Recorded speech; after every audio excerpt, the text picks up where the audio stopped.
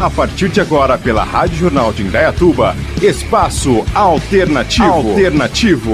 Todas as vertentes do rock, além de divulgar a cena musical independente da nossa região e do mundo. No ar, Espaço Alternativo. Produção e edição, Leandro Quitzal. Apresentação, Serginho Luiz.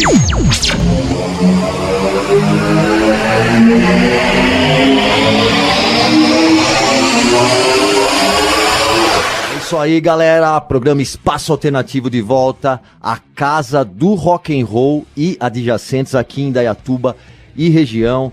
É esse programa aqui que é o lar dos revoltados, da galera ali que quer quebrar tudo. Isso, venham com a gente. Estamos aqui todo sábado das 22 à meia-noite. Eu, Serginho Luiz, na apresentação, e comigo o Macarrão, Leandro Quitzal na produção e direção. Estou recebendo aqui agora um dos maiores jornalistas da história de Indaiatuba. Eu ia falar um brother, mas é mais que isso, é um primo mesmo de sangue aqui, que é o Jorge Ribeiro Neto. Fala aí, Jorginho, beleza, meu? Beleza, grande. Jorginho, é um prazer imenso estar recebendo você aqui no nosso programa, cara. Eu acho que você tem um valor muito grande na história do rock and roll da cidade, não só do jornalismo, mas também do rock and roll para muita gente. E o Jorginho é um dos maiores conhecedores e fanáticos de Black Sabbath, acho que do Brasil, cara. Eu vou falar do Brasil porque eu acho que é isso mesmo, entendeu? Jorginho é um cara que eu entrei no rock and roll ouvindo o som com o Jorge que me levou lá os primeiros discos do Sabbath, Sabotage, deixou lá em casa lá o Sabbath Blood Sabbath e pô, meu, agora você viu, né? Ele que é o culpado, acabou com a minha vida, mas tá aí. Jorjão, primeiro, pô, pra quem não conhece, queria que você falasse um pouco, né? Você tem aí como jornalista em Indaiatuba uma carreira muito longa e você é responsável também pelas primeiras reportagens, assim, eu creio que de rock and roll que foram feitas nos veículos da cidade, né? Até no primeiro festival de rock em Indaiatuba lá em 1990, eu creio que foi lá no Casarão. Eu lembro que você organizou ali uma entrevista com as bandas que iam tocar e tudo mais. Conta pra gente um pouco aí, Jorjão, do que você faz aí no esquema. Beleza, Serginho, um abraço a você, um abraço ao Macarrão aí também E eu que me sinto aí lisonjeado de ser convidado aí pelo seu programa, que tá muito legal entre o pessoal, né? E vou dar minha colaboração aí, mas isso que tudo que ele falou, vocês cortam pela metade, porque é meu primo, entendeu? Não tem. Mas, eu tenho eu tô 30 anos já, né, de carreira como jornalista, então começando aqui nos jornais em Indaiatuba, né? Os principais praticamente passei todos, né? E agora nós estamos desde há 15 anos, eu tenho essa empreitada pessoal, que é o Jornal Zen. Jornal Zen, né? Que é um jornal voltado para o autoconhecimento, que é uma coisa legal, assim, que está muito em voga nos dias de hoje, legal, né? O Jornal Zen é sempre falado. E a gente aqui mantém na essência ainda o rock and roll, né? Principalmente o heavy metal, né? O pesado. Jorginho, você é um dos caras mais rock and roll que eu conheço, por isso que eu tô chamando você aqui. Beleza, cara. Esse cara é rock and roll de atitude também, mano. Jorjão, assim, vamos falar sobre o Black Sabbath, beleza, né, cara? Opa. Assim, você não sabe como tem uma galera aqui em Indaiatuba, molecada que ama Black Sabbath. Eu fico muito feliz de ver gente que toca outros estilos, gente jovem que cita o Sabbath como influência, fala de Sabbath. Pô, você acha que você quando ouvia Sabbath lá nos anos 80, tudo mais, você achou que um dia ia chegar o Sabbath já era uma banda grande e clássica, mas você achou que ia chegar a influenciar tanta gente assim? Uma banda que hoje influencia não só o rock and roll, como rap. Tem gente que faz versão de música em outros estilos. E essa molecada que cola hoje, molecada nova, que, né, oriunda aí nasceu nos anos 90 pra frente, que adora Black Sabbath. A que se atribui isso, cara, assim? Não, com certeza, quer dizer, além deles ter sido os pioneiros, os inventores do heavy metal, na verdade, né? Você pegar, pra quem não conhece heavy metal, pega os 6 primeiros álbuns do Sabbath na fase com o Ozzy, que aquilo lá é uma aula de todas as vertentes do heavy, desde os primórdios do doom metal ali, do Master of Reality, que é o terceiro álbum, você vai até o thrash metal, que é no Sabotage, você pega uma Symptom of the Universe. Então, quer dizer, o Sabbath, além deles ter sido os pioneiros, um fato muito importante e marcante em termos de evento, que deu realmente uma alavancagem, principalmente no Brasil, foi o Rock in Rio de 85. Rock in Rio de 85. Quando o Ozzy Osbourne veio, né, com a banda solo dele, mas carregou toda aquela carreira dele do Sabá e tal. E ali foi um start, principalmente no meu caso também, que foi naquela época mais ou menos 84, 85, foi quando eu comecei a ouvir som, né? Você começou mais ou menos essa E época. um dos primeiros álbuns que o Rock in Rio ali pegou realmente firme, e um dos primeiros álbuns que na época eu comprei foi o Barca Demon do Ozzy. Do Ozzy. E eu comecei a ouvir Ozzy antes do Sabá. Antes Porque do a Sabá. partir dali que então veja que ali foi desenvolveu a coisa muito até década de 80, década de 90, e o Sabá foi se firmando como uma das bandas mais influentes, tanto que essa molecada de hoje que você fala, né, que os caras curtem Sabá pra caramba, é em função desse trabalho que vem desde a década de 80 e que influenciou toda essa geração. E nós temos as bandas aí que são, quer dizer, uma banda de heavy que não tem o Sabá como influência, mesmo que não cite, mas tem ali no inconsciente pelo tudo que o Sabá representa em termos do rock pesado. Eu costumo falar aqui, né, até a gente fala aí, Macarrão, aqui, que o cara que se diz roqueiro, não gosta de Sabá, não gosta de Ramones, não gosta de Led Zeppelin, e, sabe, pô, mano, não gosta de Metallica, cara, essas coisas são mais ou menos... Eu acho assim, cada um pode ter os seus gostos e tal, mas você tem que ter o respeito mínimo de quem que é importante. E outra coisa, hein, monstro não se discute. Exatamente. Eu digo pra não comparar. Jorge, você vai falar, verdade. Led Zeppelin de Purple Sabbath, pô... Eu curto os três. Agora, por uma questão de afinidade, de gosto, eu tenho uma preferência maior pelo Sabá e tal. Teve, mas, né? Eu adoro de Purple, adoro Led Zeppelin. Aqui a gente sempre rola Led Zeppelin, então... Depois nós vamos fazer mais pra frente, tô antecipando o convite pro Jorginho voltar aqui pra gente falar do Led Zeppelin, que também é o alicerce do heavy metal junto com o Sabá. E eu acho, Jorge, assim, que o Sabá, ele criou uma sonoridade muito única. Sim. Que, na minha opinião, ela tem muito a ver com o Tony Iommi em relação ao som de guitarra. Porque mesmo se você pegar as coisas mais pesadas que vinham antes, até mesmo Led Zeppelin e tal, ainda assim não eram aqueles riffs cheios de sabe, aquela coisa que daí você falou. E não é verdade? Você não acha que o Sabá, quando ele criou o heavy metal, ele já não criou junto o doom metal, né, não sei, até mesmo black metal, porque... A música Black Sabbath, mano. O próprio nome da banda que veio em função dessas coisas de terror e tal. Exatamente, né? Tem até a história que os caras, eles viam que o cinema em frente de onde eles ensaiavam. Essa é a origem do nome. Do caralho, né, cara? E o Sabá, na época, ele foi uma coisa, Jorge, assim, contra o... Ele foi uma resposta àquele movimento Paz e Amor, hippie, que teve... O que você pode falar sobre isso pra galera que ainda não conhece muito esse lado, né? Sem dúvida. Na época, eles vêm, né, de Birmingham, o bairro de Aston, na Inglaterra, que era um lugar muito... um lugar industrial, muito violento. Subúrbio. E ali mesmo, eles, né? Quer dizer, eles transmitiram pra música toda aquela sensação, tudo aquilo que eles guardavam daquela vivência que eles tinham naquele lugar. E na época, quer dizer, os hippies, né, faziam muito sucesso, o Paz e Amor, o Sabá veio justamente o contrário para falar, não, o mundo aquelas letras, merda, então veio, que foi a sonoridade da banda que retratou isso com o peso. E que, na minha opinião, cara, puxou o lance do rock and roll que até então tava meio esquecido, porque eu acho que a atitude do rock and roll, ela é essencialmente contestadora, né? E não do tipo, isso aí, não, tal, e não sei o que. Isso é pelo menos a minha visão. E o Sabá realmente...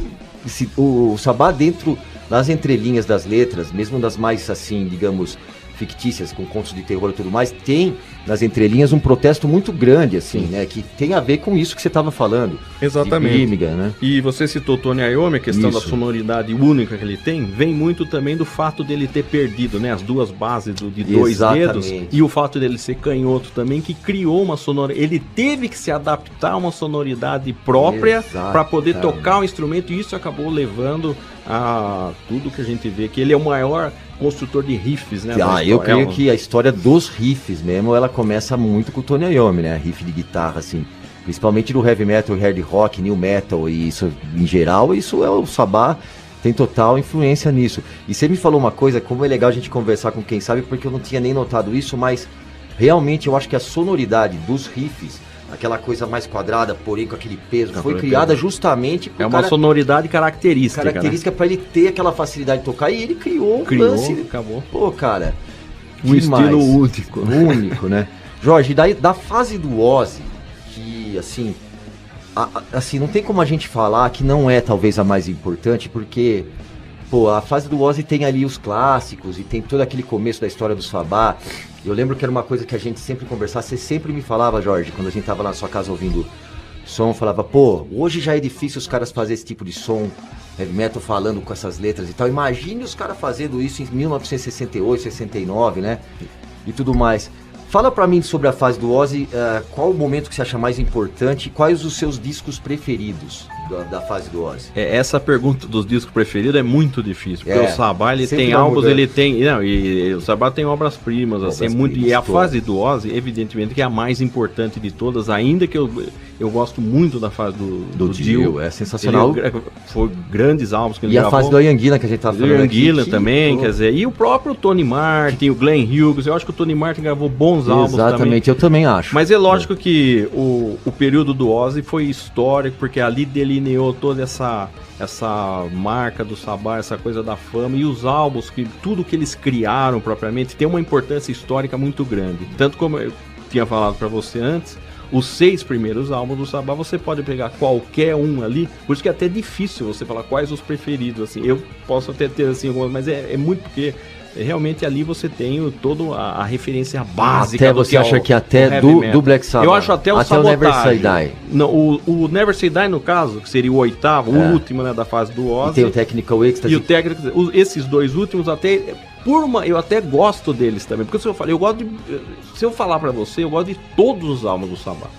Eu tenho todas as fases, né, todas, porque você vai ver que ali você tem sempre bons músicos que fazem parte das formações, e os vocalistas são muito bons também.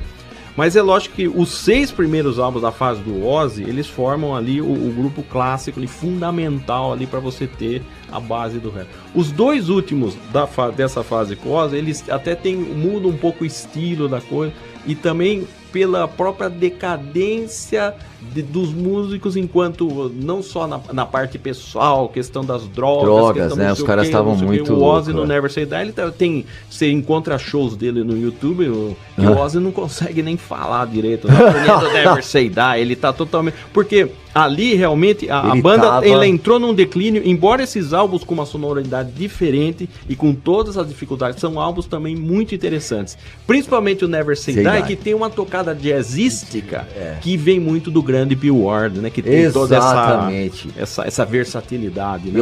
Inclusive, outro dia a gente entrevistou os caras que fazem um tributo ao Sabá aqui, o Into the Sabbath, grande banda, e a gente tava falando sobre a importância do Bill Ward, o Bill Ward, ele transcendeu pra mim também o tipo de rock and roll, né? Ele é um cara que, assim, ele fez um lance que até o drum and bass, até a música eletrônica pegou esse tipo de coisa, aquela batida quebrada, o grunge e tudo mais, né? É um músico sensacional. Eu gosto muito do Technical Ecstasy e do Never Say Die principalmente, e eu acho o Never Say Die, a música Never Say Die, na minha opinião, uma das melhores de toda a fase do Ozzy. A música, né? Eu sei que o disco ali tem várias coisas instrumentais, viagens e tal. Você acha que o Ozzy, um dos responsáveis pela saída do Ozzy Osbourne foi esses 2 últimos trabalhos? Você acha que isso foi marcante para ele Foi sair? sim, não. Inclusive os livros do Sabá, todas as matérias que eu li a respeito, indicam que o Ozzy não estava satisfeito com essa condução mais versátil da música do Sabá. O Ozzy sempre teve por isso que é muito valorizado o Ozzy, respeitado por realmente essa ele é a marca do rock and roll mesmo, com a atitude dele e tal.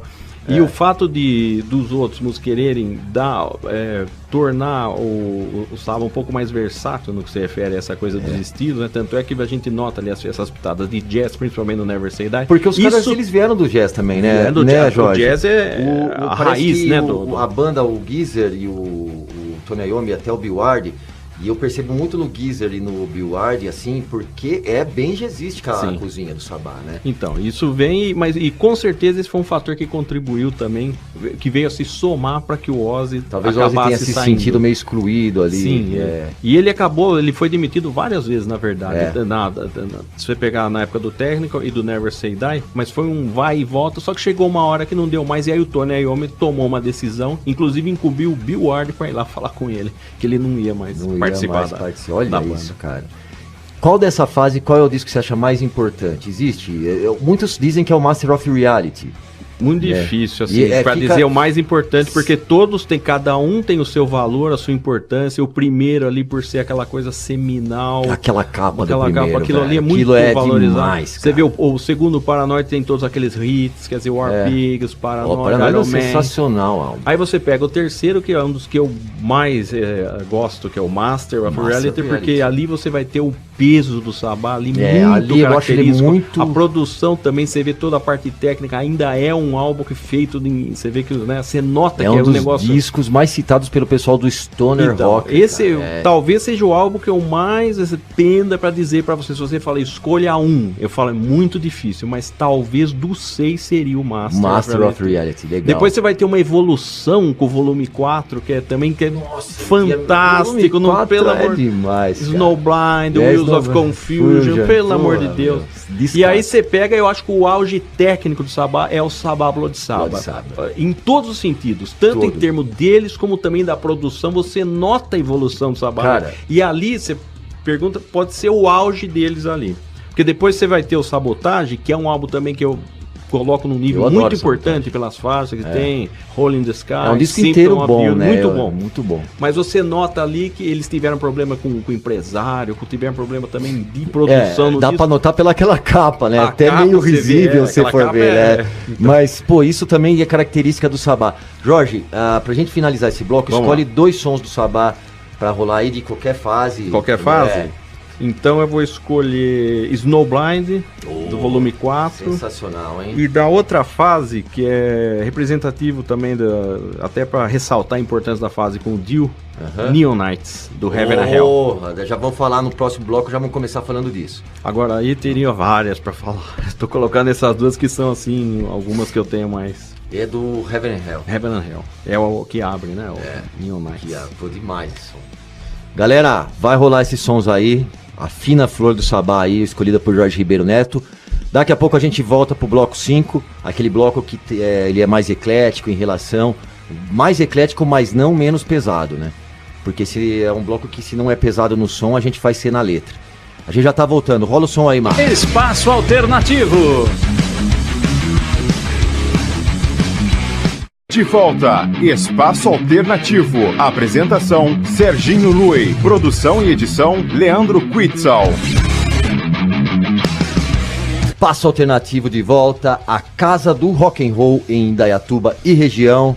Estamos voltando aqui pro nosso 5º bloco, aquele bloco onde a gente sempre coloca alguma coisa meio do trap, do som eletrônico, até um ragamuffin, um rap, mas tudo meio com aquela atitude do rock and roll e tudo mais. Tô aqui com o meu brother Cício, meu primo Jorge Ribeiro Neto, um dos maiores jornalistas da história de Indaiatuba, um cara que é um dos maiores também conhecedores de Black Sabbath.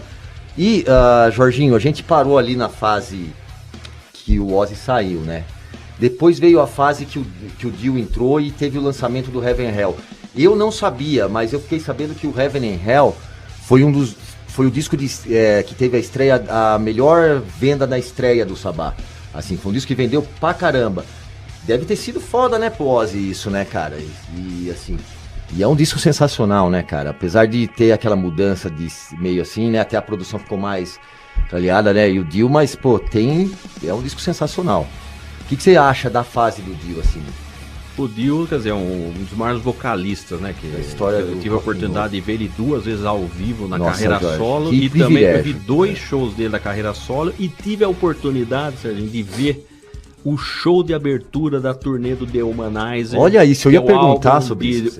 De 92. Pra mim, um dos maiores da história do Sabá. Foi muito legal, porque marcou. O Sabá tava naquela fase...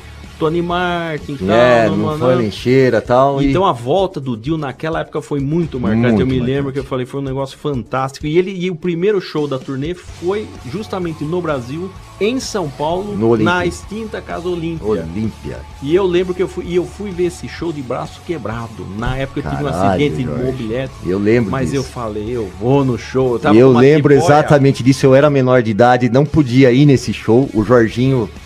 Eu lembro que você voltou, a gente já andava junto, já tava ouvindo o som e eu já tava ficando também com esse lance do Sabá contaminando, né? Porque, pô, não tem como.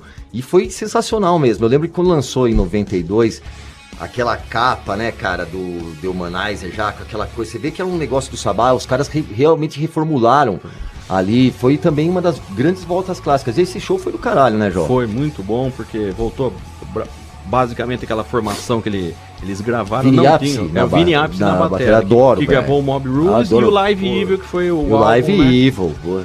Então foi fantástico ver aí, Então o Dio que eu tava comentando, que você me perguntou da fase do Dio, eu tive a oportunidade de ver esses 3 shows, né? 2 da fase dele solo e esse álbum, esse show. Como era o Dio ao vivo, Jorge?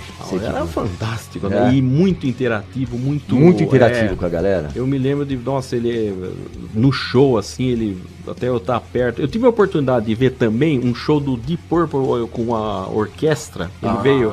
Concert for Group and Orchestra, eles vieram no Via Funchal e o Dio veio de convidado nesse show. Caralho, Jorge. E ele acabou tocando, além de músicas da fase antiga, do Deep Purple, tocou 2 sons do álbum que era o Magica, que era o álbum da turnê. E foi muito legal porque ele olhou várias vezes assim pra mim, dando uma interação, sabe? Sinalizou pra mim. Ele é muito prestativo com os fãs, sempre foi, essa foi uma das marcas dele. O Dio foi uma das... Quando houve a morte do Dio, foi muito sentido, cara. A galera, assim, muitos falam da treta, que tinha treta com o Ozzy. O Ozzy fez um pronunciamento lá, até meio emocionado, falou, né, e cara, eu acho que não existia... Pô, sabia reconhecer o Dio num patamar tão grande quanto... O Dio era uma lenda viva, como, né? E foi realmente uma pena. Mas a fase dele é muito importante. Foi uma fase muito sucesso, então, né? porque na época da saída do Ozzy, o Sabá entrou num declínio, porque o que vai acontecer agora? A banda estava muito conturbada, né? Com todos aqueles problemas fora de estúdio e tal. Então o Dio surgiu como uma oportunidade do refresco do Sabá ressurgir em grande estilo. De uma forma diferente do que era. Tanto é que muita gente, fãs mais puristas do Sabá, eles primeiro falam Sabá com o Ozzy, aquela fase, mas eu acho que essa história rica do Sabá, tanto a fase com o Dio, depois veio o Gillan, o Glenn Hughes, o Tony Martin. Então faz parte dessa história rica do que é o Black Sabbath, entendeu? O mais legal da fase do Dio, assim, é que os caras terem voltado com tanto sucesso, né? Eles continuaram assim, que nem você falou, era uma época de incerteza, mas o Sabá continuou grande. E gravaram grandes discos. Né? Mob Rules também, vou te falar, tem The Sign of the Southern Cross, rolamos aqui, né, 2 programas anteriores aí, cara, que música, eu adoro a fase muito do bom, Dio. Você me deu de presente, um Natal, um aniversário, não lembro, um CD do The Mob Rules, que eu tenho lá em casa e, cara, é demais, velho. Eu gosto muito da fase do Dio, daquele ao vivo que você tava falando. Live Evil. Como é pesado aquele disco com ao vivo. Realmente. Né, muito... cara? E o Dio saiu também em função desse ao vivo, da mixagem, né? E tal. Que porque ele ia lá. Gostou não, ele ia no estúdio e aumenta aí dá mais destaque pra minha voz. Aí o Tony Iommi dá pra guitarra. Então isso criou toda uma polêmica que acabou culminando com a saída dele, né? Em 1982. Que logo em 83 ele viria a gravar já o primeiro da carreira solo dele, que é um grande disco também, que é o Holy Diver. Holy Diver, um clássico do metal mundial. Galera, agora a gente vai dar um tempo aqui no papo só para anunciar as 3 músicas desse bloco agora aqui, que é só coisa fina também. Como a gente tá falando de Sabá, né, Jorginho? Eu separei aqui uma das últimas participações do Ozzy com um artista que não tem, a princípio, né, pode parecer que não tem muito a ver com o heavy metal, Sabá e tal, mas que é um grande artista também dentro desse rap mais novo que faz agora, que é o trap e tudo mais, que é o Post Malone, faz um sucesso gigantesco, com letras... Eu até acho que, muito do sucesso que esse cara faz aqui no Brasil é porque a galera não entende a letra, porque as letras são de arrepiar o cabelo. E tem aí, o Ozzy fez uma participação nesse som que vai rolar agora, Take What You Want. Eu gostei muito, o Maca já não gostou tanto, não sei se você chegou a ouvir. Eu cheguei a ver. Né? Eu achei interessante. É legal um negócio, você ver que porque o Ozzy... o cara não... Eu acho que o segredo de Sabá, do Ozzy, tá porque os caras nunca pararam no tempo e sempre olharam um novo, né? Então eu acho que existe isso, né? Sim. E tudo mais. Na sequência, um sonzeira do Marcelo D2, mas não é esse Marcelo, desses discos mais novos do Marcelo D2, é um disco de 99, Eu Tiro é Onda. Cara, esse som é pesadíssimo, baseado em fatos reais. Tá? Já naquela época ele falava baseado em fatos reais, em pleno ano 2000, liberdade de expressão aqui nunca existiu. É pra gente pensar nessa sonzeira, além do Marcelo D2, tem o Black Alien também e o Benegão, 2 brothersíssimos, já tocamos com os caras aí e tudo mais, tá? Nessa música sensacional. E pra fechar esse bloco, tem dubstep com metal. A gente vai ter o Skrillex junto com o Korn, do disco de 2011, né? O The Path of Totality, e o som é Way Too Far. A gente volta no bloco 6, aqui com o Jorginho, que vai ficar com a gente até o final do programa. O bloco 6 é o último bloco, infelizmente, e a gente vai falar tocar alguns covers aí que a galera fez do Sabá e continuar falando sobre Black Sabbath. Rola o som, Marco. Todas as vertentes do rock and roll você ouve aqui no Espaço Alternativo. É isso aí, galera.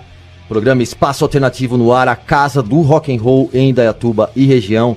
Lembrando sempre na Rádio Jornal Indaiatuba FM 106.1. Se você não está conseguindo ouvir na rádio, entra lá no site da Rádio Jornal, radiojornalindaiatuba.com.br, e você pode ouvir em tempo real. Inclusive está sendo muito ouvido aí pela internet. A galera que está mandando pedido e conversando com a gente é justamente a galera que ouve mais pela internet. E no caso, você quer ouvir no seu celular também a hora que quiser, quer procurar lá o acervo do programa, você baixa na Google Store, na Google Play, o aplicativo da Rádio Jornal e pode ouvir a hora que quiser, beleza? É isso aí, galera. Hoje a gente tá recebendo aqui essa figura ilustre, um brothersíssimo, um dos caras maiores conhecedores de rock and roll e heavy metal que eu conheço. E vi que o cara tá afiado ainda, a gente tá trocando uma ideia legal aqui, que é o Jorge Ribeiro Neto, jornalista aqui em Indaiatuba. E, pô, cara, Jorginho, a gente tava falando até em off aí do disco com o Ian Gillan, né, cara? O disco com o Ian Gillan, que é o Born Again, é um disco que, apesar dele ter estreado bem, em terceiro lugar, tanto nos Estados Unidos quanto na Inglaterra, ele foi caindo depois e muitos consideram, e ficou durante muito tempo, né? Um disco assim meio maldito, até os próprios caras do Black Sabbath falavam sobre a gravação do disco e tal, que eles estavam tão chapados. O Tony Iommi me deu uma entrevista que estava tão chapado que não percebeu que estava furado o falante da caixa, e por isso que o som da guitarra ficou daquele jeito. Mas, brother, é um dos discos que eu mais gosto do Sabá, a começar por aquela capa foda, meio bebê de Rosemary. Nossa, cara, aquilo é do caralho. E do Diabo também, é massa demais. E, pô, o Ian Gillan é muito agressivo nesse disco. Cantando muito. A afinação grave e aquele amplificador, eu acho que esse disco, ele influenciou não só as bandas de new metal que vieram pra frente, entre outros, mas também o grunge, que tem essa produção mais tosca, mais, sabe, aquela microfonia e alguns... coisas que você acha dessa fase, cara, desse disco, né? Porque é um disco só que tem o Ian Gillan. Esse disco se tornou cult, né, ao longo dos anos, né? Porque agora ele é super valorizado. De todos esses detalhes, mas é também um dos discos que eu mais gosto do Sabá. Eu adoro esse disco. Porque o Gillan tá cantando muito. Você tem o Tony Iommi, essa produção suja do disco, né? E é um dos discos assim mais barulhentos do Sabá, né? É barulho puro, isso que é legal, cara. E o Bill Ward na bateria. Ele retornou para fazer, ele gravou o disco, não fez a turnê, veio o Bev Bevan do Electric Light Orchestra. Ele não fez essa turnê. Não fez a turnê, ele só gravou e depois veio o Bev Bevan, que era do Electric Light Orchestra. O Bill Ward já tava com problemas nessa época? Já tava, desde a época do Heaven and Hell, logo depois que ele saiu, a turnê do Heaven and Hell, ele gravou só um pedaço, depois entrou já o Vinny Appice. Tem umas histórias sobre esse disco naquele som Thrasher, que é inspirado a gravadora deu um Rolls Royce pro Ian Gillan. Ele saiu do estúdio moendo, bêbado, e entrou num chafariz, não sei, na praia. Tem um vídeo depois, inclusive, a respeito dessa... É uma faixa de abertura muito boa. Nossa, né?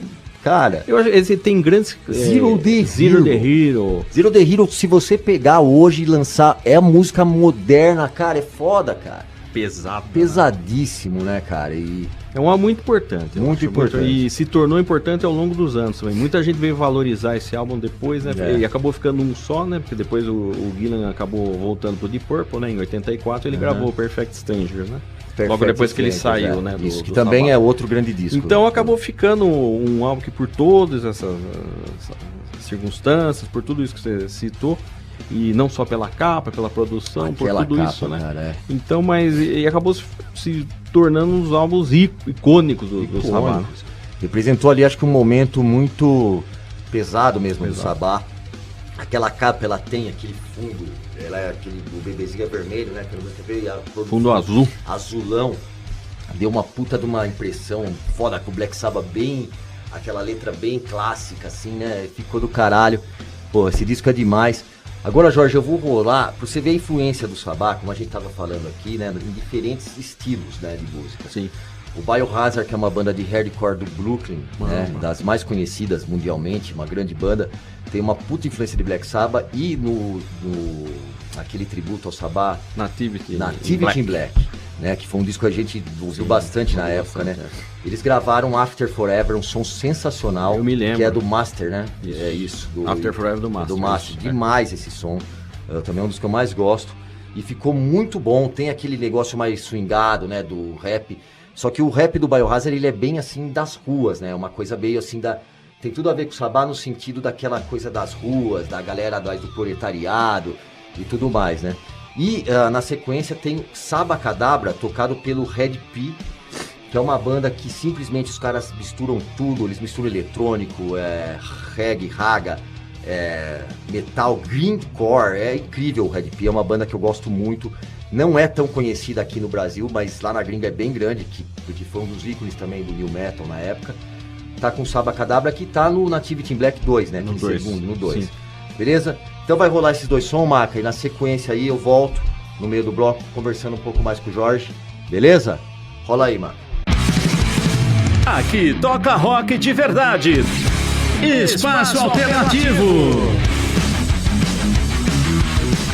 De volta, Espaço Alternativo. Apresentação, Serginho Lui. Produção e edição, Leandro Quitzel.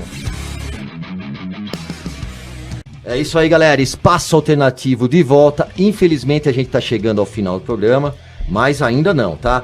Você ouviu aí Sabacadabra do Sabbath, mais tocado pelo Red P, e anteriormente After Forever, também do Sabbath, mais tocada pelo Biohazard. A gente tava falando aqui, né, Jorge, sobre a influência do Sabbath em todo tipo de banda e tudo mais. Eu acho, cara, eu ando ouvindo umas coisas, até às vezes na rádio, relacionadas mais a hip hop, algumas outras coisas assim, mas que quando entra alguns baixos mais pesados, cara, não há como negar a influência do Sabbath na composição desses riffs, né? Que é aquele negócio que tem até uma história que a tonalidade dos riffs do Sabbath, que era aquela tonalidade menor que os caras puxam, ela era meio proibida antes de tocar e tal, Diabolos em música, até o Slayer depois veio a falar, assim, fazer um disco, né? Outra coisa, né, particular do Sabbath, né, Jorge? Ah, sim, isso aí. E vem dessa coisa da influência, né, do grupo, né, de toda a história ao longo dos anos, é o que eu falei, é uma espécie de inconsciente, né, que as bandas de metal pesado, elas acabam... E outras tendências também, no caso, né, que você tem abordado. Então, e o Geezer, né, que é um baixista histórico, né, um dos maiores da história, ele também tem essa influência toda, né, nessas bandas, né, que você citou. Inclusive, o Geezer Butler, ele é letrista também. Sim. E, assim, na fase do Ozzy, era ele que fazia as letras majoritariamente. Ou o Ozzy também contribuía? O Geezer majoritariamente. O Ozzy tem algumas contribuições também, mas o Geezer sempre foi o grande letrista do Sabbath. Cara, então ele é muito bom. Muito bom, porque se aquelas letras ali, cara, Rolling the Sky, pô, tem umas letras... Pô, a própria letra de Black Sabbath, né? Era uma letra muito foda. A gente tava falando aqui também em off sobre, posteriormente, daí saiu o Ian Gillan e tudo mais. Teve a fase com outros vocalistas, você falou do Glenn Hughes, que gravou Seventh Star, isso, em 85. Isso, e teve Eternal Idol depois. Eternal Idol, que foi o primeiro álbum com o Tony Martin. Com o Tony Martin. O Tony Martin veio... E Jorge, eu vou falar uma coisa pra você. Você lembra que a gente viu, em 1994, no Monsters of Rock, o primeiro Monsters of Rock brasileiro, a gente foi nesse show, tava o Campa também, meu irmão Gutão. Assistimos o Sabbath com Geezer Butler, Tony Iommi, Bill Ward. Era só faltando o Ozzy e era o Tony Martin. E o Bill Ward nessa turnê foi a grande surpresa, porque ninguém esperava. Na época, quer dizer, era o Bob Rondinelli. Porque ele tava meio ruim. Mas e acabou sendo convidado, ele fez 3 shows. Fez esse show no Brasil, fez na Argentina e no Chile. E depois ele saiu da banda de vez. Mas foi muito legal, porque foi a oportunidade que eu tive de ver o Bill Ward, que foi sempre o meu... Eu também adoro o Bill Ward, cara. Bill Ward é um dos meus bateristas preferidos de todos os tempos. E até, pô, por isso que a gente tá falando, a inovação, tudo mais, e a pegada destruidora, né? E foi um show, o Tony Martin... Eu gostei. O Tony Martin é um vocalista que eu gosto muito de ouvir, mas ele não tem tanto carisma como ele é em shows. Em show, a gente percebeu. Mas eu acho legal, porque naquele show eu notei assim, o Tony Martin, às vezes, ele ia pro lado do palco e fazia assim, ele deixava... a ver, tipo, ó, a galera, tipo, reverenciando os outros exatamente. três, claro, valorizando os membros originais, isso é uma né? puta atitude legal de alguém que não tem ego, que não tem, sabe, cara? E eu acho isso muito legal na música, não ter um disco que eu adoro. Putz, cara, muitos vão me criticar, mas eu amo esse disco, é o Tear. Eu tenho esse disco em vinil até hoje. Cara, que disco foda. Mano. Mas é o que eu falo, você pegar todos os discos do Sabá, o Tear, por exemplo, você pega os músicos. Neil Murray no baixo. Neil Murray. E Cozy Powell na bateria. Cara, isso que eu ia falar. O bateria é o Cozy Powell. Então, uma lenda, um monstro. Cozy Powell foi um dos maiores, já falecido, foi um dos maiores bateristas que já pisaram na terra, já falecido e tudo mais, mas, cara, que também tem um... O Cozy Powell, ele tocou no Rainbow. Tocou no Rainbow. Com o Dio. Com o Dio. Caralho. Discos fantásticos eles gravaram. Fantástico, porque o Rainbow tem um trampo foda, né? Legal, Jorge. A gente ainda vai voltar pra fazer aqui o encerramento, mas agora vai rolar, conforme a galera que tá acompanhando o programa, sabe que eu tô fazendo aí revisitando o ano de 2019, quando a gente recebeu várias bandas da região aqui fazer entrevista e tocamos várias bandas legais. Uma delas que eu tive a oportunidade de conhecer foi uma banda de hardcore de Campinas, que é o F3, que quer dizer Fuck the Fucking Fuckers. Muito massa essa banda. São meus brothers, tem um alemão lá, o Lucão, sensacional. A gente vai rolar um som muito legal pra que é porrada no fascista, né?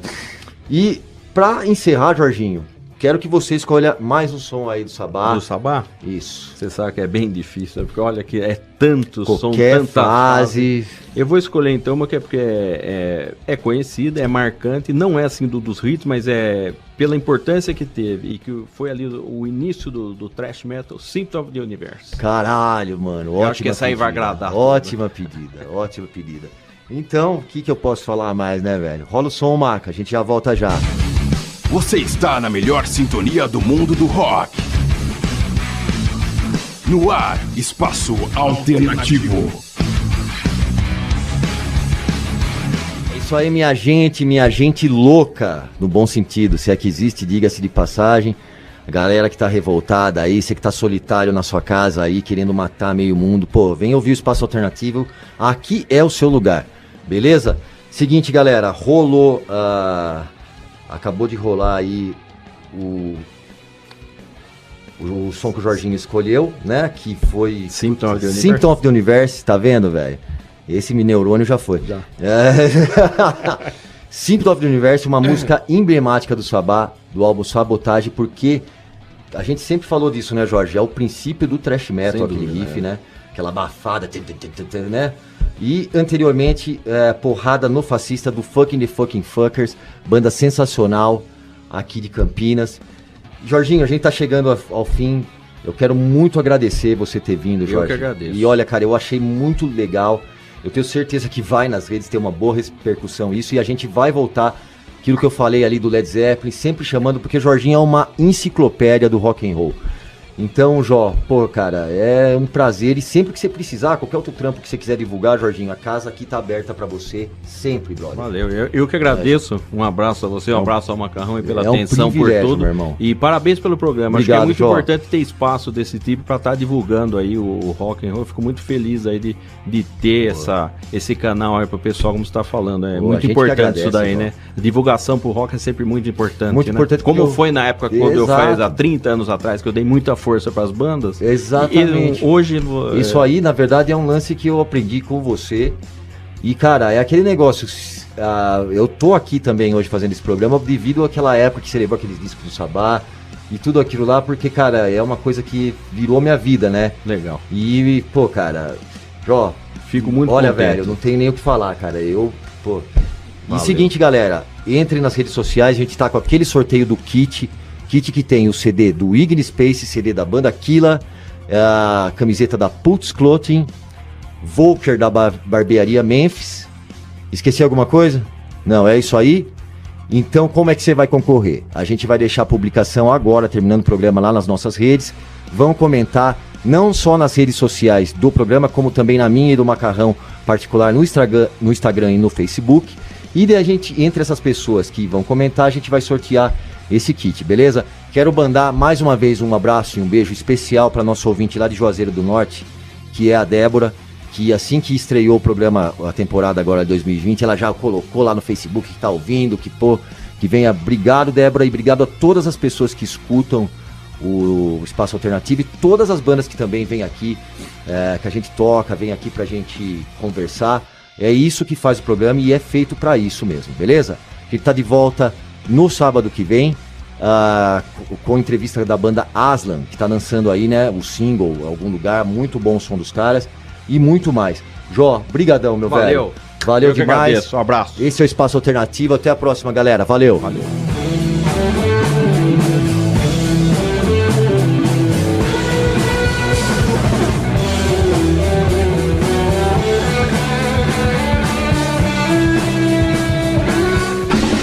Você ouviu pela Rádio Jornal de Indaiatuba o programa Espaço Alternativo. A apresentação, Serginho Lui. Produção e edição, Leandro Quitzel.